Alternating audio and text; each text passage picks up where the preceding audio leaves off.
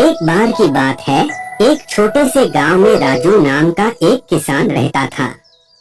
राजू के पास एक छोटा सा खेत था जहां वह गेहूं, चावल और सब्जियां उगाता था। एक साल क्षेत्र में भयंकर सूखा पड़ा और राजू की फसलें मुरझाने लगी और मरने लगी। उसने उन्हें बचाने के लिए हर संभव कोशिश की, लेकिन कुछ भी काम नहीं आया। एक दिन राजू ने एक शक्तिशाली जादूगरनी के बारे में सुना जो पास के जंगल में रहती थी। जादूगरनी जादुई शक्तियों के लिए जानी जाती थी और सूखे मौसम में भी बारिश करा सकती थी।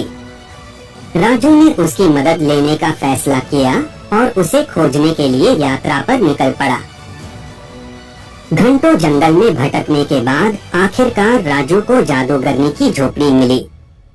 उसने दरवाजा खटखटाया और जादूगरनी ने उत्तर दिया। उसने उससे पूछा कि वह क्या चाहता है और राजू ने उसे अपनी दुर्दशा के बारे में बताया। जादूगरनी ने उसकी कहानी सुनी और उसकी मदद करने को तैयार हो गई। उसने उसे एक जादुई बीज दिया और उसे अपने खेत में लगाने को कहा।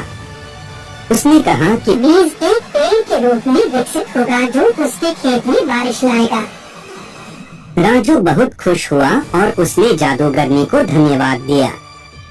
वह वापस अपने खेत में गया और बीज बोया। वह बेसब्री से पेड़ के बढ़ने का इंतजार कर रहा था, उम्मीद कर रहा था कि यह उसकी फसलों को बचाएगा। दिन बीतते गए और पेड़ बढ़ने लगा। वह बढ़ता ही गया और उसकी शाखाएं दूर दूर तक फैल गई। एक दिन आकाश में बादल इकट्ठे हो गए और भारी वर्षा होने लगी।